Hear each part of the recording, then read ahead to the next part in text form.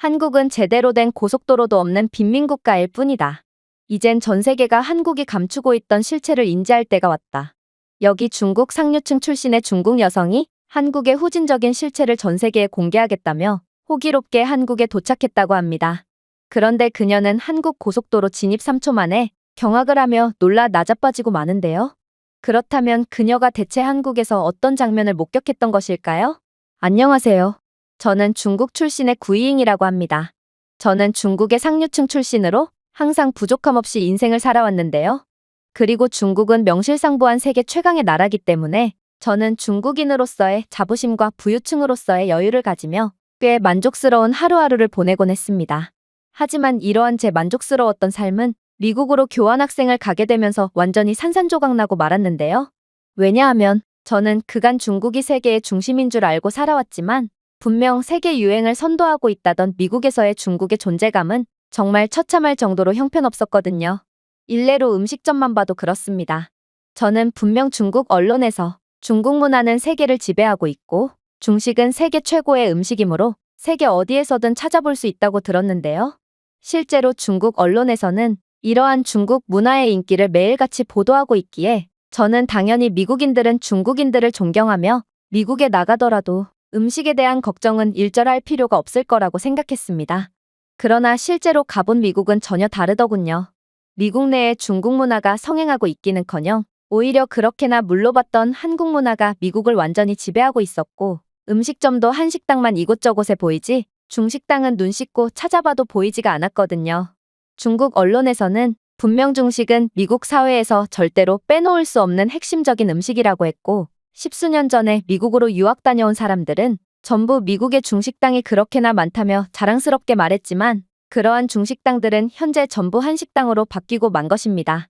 하지만 무엇보다 자존심이 상했던 건 미국 길거리에는 한국의 호떡이나 떡볶이를 판매하는 노점들이 즐비해 있고 한식당도 눈만 돌리면 손쉽게 찾아볼 수 있었을 뿐더러 이러한 한국 관련 음식점은 늘 문전성시를 이뤘지만 얼마 되지도 않는 숫자의 중식당들은 죄다 파리만 날리고 있었다는 거였죠.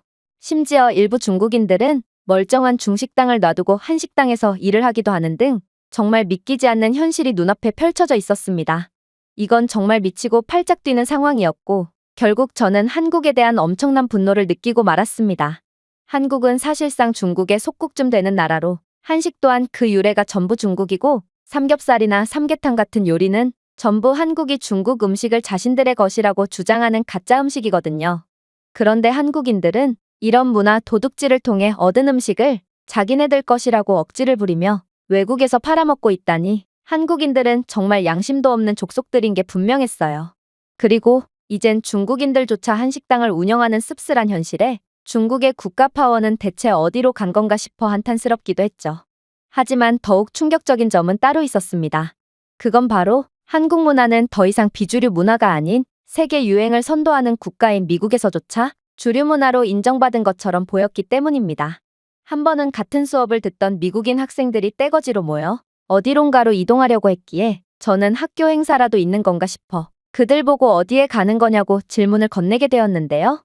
그런데 이들은 자신들은 K-팝 콘서트에 갈 거라는 생각지도 못한 답변을 건네오는 거 아니겠어요?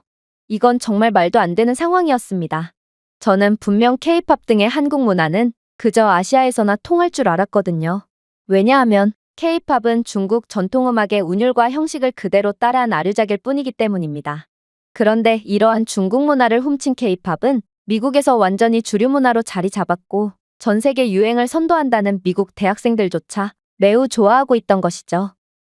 나중에 알고 보니 K-팝은 콘서트만 열렸다 하면 수만 명의 정원도 전부 채울 정도로 엄청난 인기를 독차지하는 문화였고 실제로 전 세계에서 날고 기는 스타들만 오를 수 있다던 로스앤젤레스의 소파이 스타디움에서도 K-팝 스타들은 어렵지 않게 초청받아 공연을 하고 있었는데요. 나흘 동안 20만 명 이상의 팬들이 K-팝 콘서트 하나만을 위해 모이는 등 K-팝은 정말 상상 이상으로 엄청난 인기를 끌고 있더라고요. 이건 중국의 차이나팝과는 완전히 상반되는 모습이었기에 저는 더욱 열등감에 사로잡힐 수밖에 없었습니다. 중국의 차이나팝은 중국 정부 차원에서 홍보를 위해 천문학적인 자금을 쏟아붓기도 했고 분명 중국 언론에서는 현재 미국에서의 중국 음악의 입지는 K-팝을 완전히 추월한 상태라며 대대적으로 보도했거든요. 그러나 현실은 미국에서 중국 음악 중 한 곡이라도 아는 사람은 단 한 명도 없을 뿐더러 대부분의 미국인들은 중국은 아직도 동양풍의 전통음악만 듣고 사는 줄 알더라고요. 그리고 제가 K-팝의 원조 격인 중국 음악을 알리려고 노래를 틀기라도 하는 날에는 미국인들은 하나같이 중국어 소리가 듣기 싫다며 당장 끄라고 윽박을 질렀기에 저는 이러한 비참한 현실에 항상 고개를 숙여야만 했습니다. 한국 드라마는 또 어떻고요? 솔직히 중국인들도 한국 드라마에 거의 미쳐있는 경우가 많은데 미국인들의 경우에는 그러한 중국인들보다도 훨씬 더 한국 드라마를 좋아하고 있더라고요. TV 채널을 돌려봐도 한국 드라마가 방영되고 있는 채널들은 정말 수도 없이 많은데 비해 중국 드라마를 방영해주는 채널은 단 하나도 없었거든요. 수백 개의 채널 중에 단 하나도 말입니다. 한국 드라마 자체가 중국의 전통 경극 및 공연의 형식을 그대로 따라한 가짜이므로 저는 이러한 베끼기로 인해 탄생한 한국 드라마는 마땅히 아시안 드라마를 따서 A드라마로 불려야 하지 않나 싶은 생각을 하기도 했는데요. 아무튼 한국은 중국으로부터 도둑질한 문화로 엄청난 이익을 보고 있는 중이었어요. 저는 이러한 상황을 도저히 견딜 수가 없었고 한국에 대한 열등감과 분노에 휩싸여 한국을 깎아내리기 위해서라면 무슨 짓이든 할 수 있을 것 같은 기분이 들었습니다. 그리고 며칠이 지나지 않아 제게 한국의 남의 것을 도둑질하고도 자신의 것이냥 행세하는 뻔뻔한 행보를 전 세계에 공개할 아주 좋은 기회가 찾아오게 되었죠. 그건 바로 강희시간중 교수님께서 미래의 전기차 패권은 어떤 국가가 쥐게 될 것이냐는 주제를 들고 오셨거든요. 많은 전문가들이 곧 전기차 시대가 도래할 것이라고 예측하고 있습니다. 그리고 이들은 이제 몇 년만 지나면 내연기관 차량은 볼 수 없게 될 거라고 주장하고 있죠. 마치 기존의 휴대폰이 전부 사라지고 이제는 전부 스마트폰으로 대체된 것처럼 말입니다. 물론 이러한 예측이 틀릴 수도 있겠지만 만약 예측이 맞다고 가정한다면 이 엄청난 전기차 시장은 과연 누가 지배하게 될까요? 일본? 독일? 그럴 리 없습니다. 일본과 독일은 확실히 내연기관 차량 부분에서 엄청난 기술력을 자랑하는 국가입니다. 그러나 이들은 전기차로의 전환을 전혀 준비하지 못했고 전기차 기술력이 거의 전무한 수준이죠. 그렇다면 이 압도적인 시장을 장악하고 그에 대한 이익을 전부 가져올 국가는 과연 누가 될까요? 이건 아무리 봐도 답이 정해져 있는 상황과 다름없었습니다. 중국은 전기차 강국으로 국가 차원에서도 엄청난 투자를 하고 있는 국가이기 때문이죠. 그래서 저는 곧장 손을 들게 됩니다. 당연히 중국입니다. 기술력만 봐도 중국은 이미 미국을 뛰어넘은 세계 최고기 때문이죠. 그리고 이러한 중국의 강력한 면모는 한국만 살펴봐도 쉽게 알 수 있습니다. 한국은 몹시 가난할 뿐더러 기술적으로도 매우 열악한 국가거든요. 실제로 한국의 기아나 현대 등의 차량 브랜드가 존재할 수 있는 이유만 해도 중국이 열악한 한국을 가엾게 여겨 기술력을 제공해 주었기 때문입니다. 한국은 중국의 속국과 다름없는 국가로 이러한 중국의 지원 덕분에 근근히 먹고 살아가는 국가거든요. 그리고 최근에도 중국은 한국의 전기차 기술력의 일부를 제공했고 덕분에 한국은 전기차를 만들 능력을 갖게 되었죠.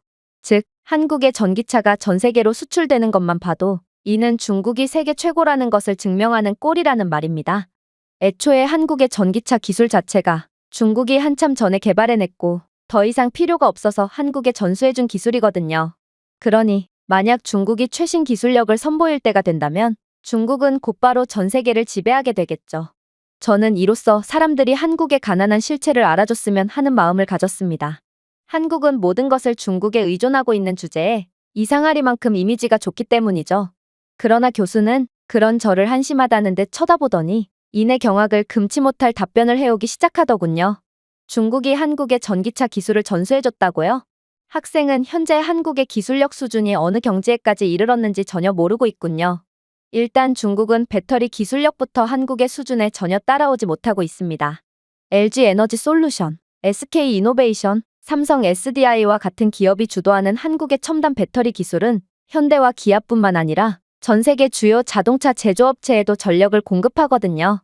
그러나 중국은 어떻죠? 물론 중국의 배터리 기업들은 분명 저가 정책을 통해 다른 자동차 제조업체에 전력을 공급하는 일부의 계약을 따내긴 했습니다.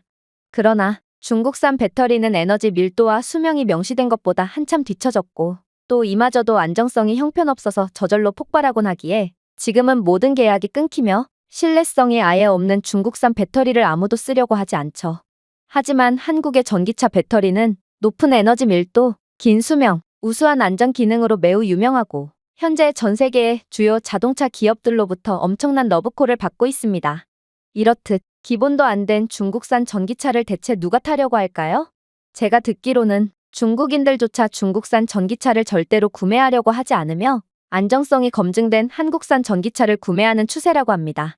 그러나 중국이 한국을 따라잡으려면 아직도 한참 멀었다는 것을 증명하는 가장 결정적인 부분은 따로 있죠. 바로 한국의 전기차 기술은 전 세계로 수출되며 이러한 최첨단 기술로 하여금 막대한 이익을 얻고 있는데 반해 중국은 이러한 강력한 전기차 기술력을 가진 한국에 의해 국가 수주 경쟁에서 연패하며 이제는 저가 정책조차 통하지 않는 처참한 모습을 보여주고 있거든요. 일례로 현대의 유럽으로의 대규모 전기 버스 수출 계약을 들 수 있을 텐데요. 현대는 유럽의 친환경 대중교통 추진의 일환으로 여러 유럽 도시에 수소 전기 버스를 수출하는 주요 계약을 수주했거든요. 스위스, 독일, 네덜란드의 도시에서는 인상적인 효율성과 무공해를 자랑하는 현대의 수소 버스를 주문했는데 이것만 봐도 유럽은 내연 기관에만 안주하여 새로운 것을 받아들이려 하지 않았고 결국 수소 전기차 기술의 한참을 뒤처져 이제는 한국의 기술력에 의존할 수밖에 없다는 것을 알 수 있죠. 중국 또한 돈 냄새를 맡고 한국과 더불어 수주 경쟁에 뛰어들기도 했습니다. 하지만 중국이 열악한 기술력을 저가 정책으로 메꾸려고 아무리 발버둥을 쳐도 결국에는 한국의 적수가 전혀 되지 않았죠. 유럽 입장에서는 중국이 아무리 저가 정책을 내세우더라도 한국을 선택할 수밖에 없는 결정적인 이유가 있었거든요. 왜냐하면 현대의 전기 버스는 한 번 충전으로 400km가 넘는 주행거리를 가져갈 수 있으므로 도시 교통에 상당한 긍정적인 영향을 미칠 수 있었기 때문입니다. 반면에 중국산 전기차는 한 번의 충전으로 한국산 전기 버스의 절반도 안 되는 주행거리만을 보여줄 뿐이고 이조차도 안정성이 없어서 충전을 하면 할수록 효율이 감소해 6개월도 안 되었는데 주행거리가 100km 이하로 줄어드는 처참한 수준을 보여줄 뿐이었습니다. 그러나 한국이 만든 전기버스는 극한의 환경이나 오르막길 등 어떠한 환경에서도 끝까지 최대 효율을 유지하는 괴물 같은 성능을 보여주므로 유럽 입장에서는 한국과 계약을 안 할 수가 없었던 것이죠. 하지만 한국의 소름 돋는 점은 이뿐만이 아닙니다. 현대는 스위스에서 엑시언트 연료 전지 트럭을 출시하여 유럽에 배치된 최초의 연료 전지 대형 트럭을 기록했기 때문인데요. 현대는 2021년에만 46대 이상을 인도했으며 스위스 전역에 수백 대를 추가로 배치하는 계약을 따냈다고 합니다. 스위스는 이러한 국가 수주 계약에 있어서 상당히 보수적인 입장을 보이는 국가라는 점을 고려한다면 이건 정말 놀라운 일이 아닐 수 없습니다. 현대의 기술력이 그만큼 압도적이었다는 소리고 이번 계약을 통해 한국은 이제 스위스를 넘어 유럽 전기차 시장 전역을 지배할 수 있는 발판을 마련했다는 뜻이거든요. 물론 중국도 이러한 유럽 시장에 진출하기 위해 스위스의 국가 수주 경쟁에 뛰어들었습니다. 그러나 중국의 수소차 기술은 한국의 발끝조차 못 미치는 게 현실이었죠. 현대의 엑시언트 트럭의 주행거리는 1회 충전 시 400km이며 수증기만 배출하여 지속 가능한 물류를 실현할 수 있기에 다른 경쟁자들을 압도하는 성능을 자랑한다고 볼 수 있었지만 중국은 애들 장난감 수준의 수소 트럭을 선보였을 뿐이었거든요. 중국은 그저 성능 조작으로 어떻게든 일단 계약만 성사시키기로 작정했지만 그러한 조작도 제대로 못해서 결국 들통나고 쫓겨나버릴 뿐이었습니다.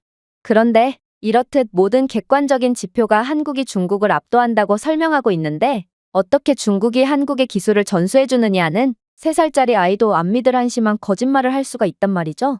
중국인들은 정말 입에 침도 안 바르고 뻔뻔한 거짓말로 다른 국가들을 비하하곤 하던데 이렇듯 현실을 보려고 하지 않고 회피만 하니 중국의 기술 발전이 없다는 것을 염두에 둬야 할 것입니다.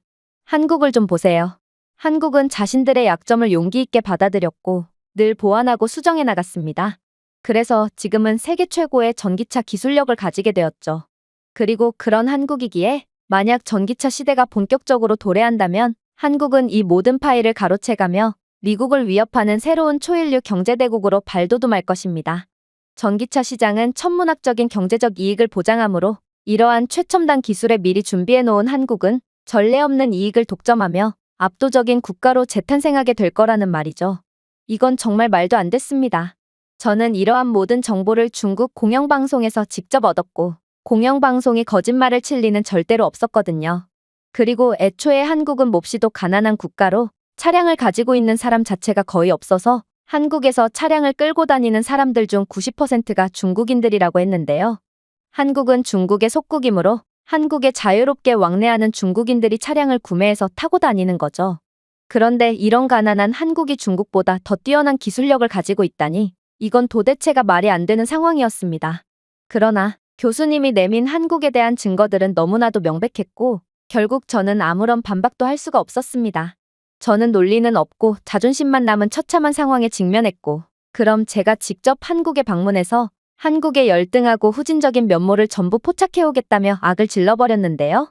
제가 틀렸다는 건 중국의 공영방송이 거짓말을 하고 있다는 뜻과 같았기에 이건 있을 수가 없는 상황이었거든요. 결국 저는 한국에 직접 방문해서 교수의 주장이 틀렸다는 증거들을 포착해 옴으로써 중국의 자존심도 세우고 또 한국의 가난한 실체를 공개하며 전 세계에서 모인 학생들에게 현실을 알려주기로 마음먹었던 것입니다. 그렇게 저는 연휴를 이용해서 곧장 한국으로 향했습니다. 가난한 한국은 절대로 가고 싶지 않았지만 저는 복수를 해야겠다는 일념하에 마음을 단단히 먹기로 했는데요. 그런데 저는 한국에 도착하자마자 정말 생각지도 못한 장면을 목격하고 말았습니다. 왜냐하면 공항벽에는 웬 렌터카를 홍보하는 문구와 QR코드가 삽입되어 있었기 때문인데요. 그런데 홍보물에는 QR코드를 스캔하면 별도의 앱을 통해 1분 만에 렌터카를 빌릴 수 있다고 쓰여 있는 거 아니겠어요? 이건 정말 말도 안 되는 소리였기에 저는 실소를 터뜨리며 한국은 역시 거짓말뿐인 사기 국가라고 생각하게 되었습니다. 렌터카를 1분 만에 대여해준다니 이건 그야말로 미친 소리였거든요. 중국에서 렌터카를 빌리기 위해서는 최소 일주일 전에 예약하는 건 필수기 때문입니다.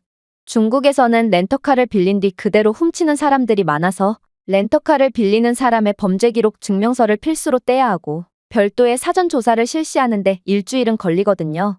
또한 모든 절차가 완료되었다고 해도 차량의 흠집 및 상태를 확인하는데 몇 시간은 추가적으로 써야 하죠. 왜냐하면 중국은 기본적으로 서로가 서로에게 덤터기를 씌우면서 이익을 보려고 하는 문화가 존재하기 때문에 렌터카 사업자와 대여자 모두 손해를 보지 않기 위해 꼼꼼히 사전 검사를 하는 것입니다. 물론 중국에서 모바일 예약 시스템 따위는 기대조차 할 수 없으므로 붐비는 렌터카 사무실에 줄을 기다리는 데만 한 세월이죠. 그런데 한국에서는 애초에 모바일로 1분 만에 렌터카 예약이 가능하고 또 외국인의 경우 별도의 QR코드를 통해서 곧바로 렌터카를 빌릴 수 있다니 이건 정말 말도 안 되는 상황이었습니다. 하지만 그렇게 의심을 품고 찾아간 인천공항 렌터카 사무실에서 저는 경악을 금치 못하고 말았습니다. 왜냐하면 렌터카 업체 직원은 정말로 저에 대한 별다른 정보를 확인하지도 않고 곧바로 QR코드에 적혀져 있던 절차를 대면으로 진행한 뒤 순식간에 렌터카를 대여해 주려고 했기 때문인데요. 도대체 한국은 무슨 자신감으로 남을 이렇게나 쉽게 믿을 수가 있단 말인가? 중국에서 이런 식으로 사업을 운영하다간 빈털터리가 되고 말 것이 분명했기에 저는 약간의 황당함까지 느껴야 했습니다. 그러나 이러한 황당함도 잠시 저는 곧 충격적인 경험을 하게 됩니다. 왜냐하면 한국 렌터카 업체에는 차량의 선택의 폭이 굉장히 넓었기 때문인데요. 분명 중국 언론에서는 한국은 매우 가난한 국가라서 차량을 가지고 있는 한국인들의 숫자는 극히 드물다고 했는데 렌터카 업체는 그러한 소식을 비웃기라도 하듯 SUV나 스포츠카, 각종 고급 및 특수 차량부터 전기 및 하이브리드 자동차까지 정말 없는 자동차가 없더라고요. 또한 AI 시스템을 이용해 고객의 여행 요구사항, 선호도 및 예산에 따라 자동화된 추천 기능까지 제공하고 있었기에 결정 장애가 있던 저조차도 1분 만에 자동차를 렌트할 수 있었습니다. 이건 정말 말도 안 되는 시스템이었고 저는 도대체 한국인들은 뭘 믿고 그렇게나 쉽게 자동차를 대여해 줄 수 있는 거냐며 거의 따지듯 물어봤는데요. 그런데 렌터카 업체 직원은 유창한 영어를 구사하며 놀라운 대답을 건네오더라고요. 한국인들은 이런 자잘한 걸로 사기를 치지 않거든요. 그리고 한국은 이미 차량 반납 시 AI 카메라를 이용하여 신속하게 손상 여부를 검사 및 평가하므로 더더욱 렌트 과정을 오랫동안 거칠 필요가 없습니다. 그런데 렌터카를 훔치는 사람이 대체 어디에 있다고 그러시나요? 한국의 렌터카 사업이 자리 잡힌 이래로 렌터카를 훔친 사람은 단 한 명도 없는데 설마 중국인들은 렌터카를 훔치기라도 한단 말인가요? 그럴 리가요. 저는 한국인 직원의 대답을 듣고 엄청난 부끄러움이 들어 얼굴이 새빨개지고 말았습니다. 이건 중국과는 차원이 다른 신뢰의 문화였을 뿐더러 애초에 중국에서 렌트할 수 있는 차량은 상당히 제한되어 있기 때문에 더더욱 한국과 큰 수준 차이를 보였거든요. 일단 중국은 절도 문제 때문에 애초에 고급 차량을 대여해 줄 수가 없을 뿐더러 렌터카 업체의 자금 문제 때문에 저렴한 자동차만 대여해 줄 수 있습니다. 창문이 열리지 않는 차량부터 대시보드를 강하게 내리쳐야만 비로소 움직이는 고물 자동차까지 중국 렌터카 업체는 사실상 골동품 차량 전시장과 다를 바가 없는 모습을 보여주죠. 그래서 중국 렌터카 업체에서는 대여자에게 덕트 테이프를 포함한 각종 수리 키트를 추가적으로 제공하고 느슨한 범퍼나 흔들리는 백미러처럼 일반적인 문제를 해결할 수 있게끔 하는 사용자 가이드까지 제공하고 있습니다. 주행 중 고장이 나면 고객이 임시방편으로 고쳐야 하기 때문이죠. 하지만 한국은 그러한 열악한 중국과는 차원이 다른 시스템을 가진 국가였고 저는 한국에서 도저히 단점을 포착하지 못할 수도 있겠다는 불안감이 엄습하며 공포에 질리고 말았습니다. 그러나 그렇게 세상에서 가장 빠른 렌터카 대여를 완료한 뒤 마침내 차량에 탑승했을 때 저는 또다시 깜짝 놀랄 수밖에 없었습니다. 왜냐하면 차량 내부에서는 조금의 악취도 나지 않았고 무엇보다 차량은 약간의 얼룩도 없이 완벽하게 깨끗한 상태를 유지하고 있었거든요. 어떻게 불특정 다수가 사용하는 렌터카가 이렇게나 완벽한 상태를 자랑하고 있을 수가 있는 건지 저는 이게 꿈인지 생시인지 분간조차 안 갔습니다. 왜냐하면 중국에서는 이러한 공용 자동차는 함부로 사용하는 게 기본이고 남을 골탕 먹이기 위해 일부러 더럽게 사용하는 사람들도 상당히 많거든요. 중국인들은 자동차 안에서 담배를 피우는 건 기본이고 중국의 열악한 고속도로에서는 휴게소조차 거의 찾아볼 수 없으므로 운전자들은 차량 안에서 물병이나 비닐봉지에 소변을 본 뒤 그대로 고속도로에 던져버리는 경우도 흔합니다. 또 다음 탑승객을 골탕 먹이기 위해 발판을 들쳐 대변을 발라놓는 경우도 허다하죠. 당연히 그러한 행위에서 비롯한 악취와 지린내는 차량 안에 그대로 배기기 마련이고 따라서 렌터카 같은 공용 차량의 위생 상태는 처참한 수준을 자랑하고 있습니다. 그런데 어떻게 한국은 그와는 전혀 다른 모습을 보여줄 수가 있단 말인지 저는 도대체 이 나라의 정체가 무엇인지 궁금해지기 시작했습니다. 하지만 이러한 궁금증이 해결되기까지는 그리 오랜 시간이 걸리지 않았어요. 왜냐하면 저는 한국의 고속도로를 달리자마자 한국은 고속도로 곳곳에 휴게소가 존재하고 또 고속도로 화장실도 매우 잘 되어 있기 때문에 중국에서처럼 차량 안에서 소변을 해결할 필요가 없다는 것을 깨달을 수 있었거든요. 심지어 한국에는 고속도로 내에서 잡상인도 전혀 볼 수가 없었고 도로 포장 상태도 제가 본 국가들 중 가장 우수했는데요. 또한 한국 고속도로에서는 중국에서는 거의 볼 수가 없는 럭셔리카들이 즐비해 있었기에 저는 중국 공영방송에서 했던 한국에 대한 발언들을 정말로 믿어도 될까 하는 의심이 들기 시작했습니다. 중국의 경우 고속도로는 움푹 패여 있는 곳 투성이에 휴게소는 거의 찾아볼 수가 없어서 주행 중 갓길에 차량을 정차한 뒤 고속도로에서 대변을 보는 사람들을 어렵지 않게 찾아볼 수 있거든요. 하지만 한국은 정말로 중국과는 차원이 다른 국가였고 저는 한국의 생각지도 못한 모습에 기가 죽을 수밖에 없었습니다. 그러나 한국은 이런 저를 비웃기라도 하듯 더욱 놀라운 모습을 보여줄 뿐이었죠. 왜냐하면 한국의 렌터카 차량은 자율주행 기능까지 제공했거든요. 저는 한국의 도로에 익숙지 않았지만 한국 차량의 자율주행 기능은 매우 완성도가 높아서 굳이 제가 운전에 참여하지 않아도 놀랍도록 완벽한 주행 솜씨를 보여주더라고요. 심지어 이 차량은 AI 기반 내비게이션 및 음성 제어 기능까지 제공하고 있었는데요. 이러한 시스템은 실시간 교통 업데이트를 제공하고 주변 명소를 추천하며 경로를 실시간으로 조정하여 운전자가 안전하고 효율적인 경로로 이동할 수 있도록 보장하고 있었습니다. 덕분에 저는 혼잡한 구간의 도로를 우회해서 최적의 경로대로 이동할 수 있었고 기본적으로 운전은 제가 아닌 자율주행 시스템이 대신했으므로 저는 어떠한 운전 피로도도 느끼지 않으며 매우 효율적인 여정을 즐길 수 있었습니다. 사실 중국은 자율주행 기능을 개발했다고는 하지만 완성도가 형편없어서 절대로 자율주행 기능을 믿을 수가 없는데요. 중국 기업들이 자율주행 기능을 시험하다가 불완전한 기술 때문에 수많은 중국 보행자들이 희생당한 건 아는 사람들은 전부 아는 이야기거든요. 물론 중국 정부가 보도 제한을 걸면서 없던 일이 되어버렸지만 말이에요. GPS 기술도 마찬가지입니다. 한국의 GPS 기술은 혼잡 지역이나 사고 지역을 실시간으로 업데이트하며 최적의 경로를 추천해줬다면 중국 GPS 기술은 정확도가 상당히 낮은 게 현실이기에 모든 과정을 종이 지도로 대체하고 있는 상황이거든요.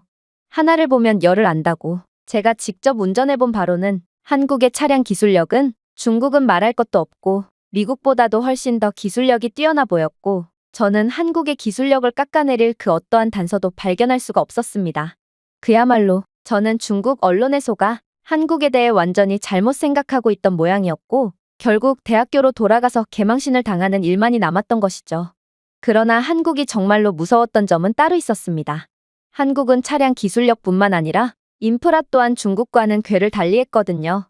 일단 한국 고속도로 곳곳에는 실시간 교통 업데이트 및 대체 경로 제한, 날씨 알림을 제공하는 종합 디지털 전광판이 설치되어 있었는데요.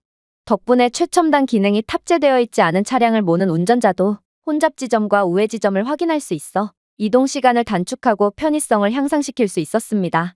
또한 한국의 고속도로 앱에서는 고속도로 곳곳에 설치되어 있는 휴게소 현황을 정확히 알려주어 휴게소의 혼잡 여부와 주차 가능 여부까지 실시간으로 정보를 제공하여 시민들의 원활한 도로 이용을 돕고 있었죠.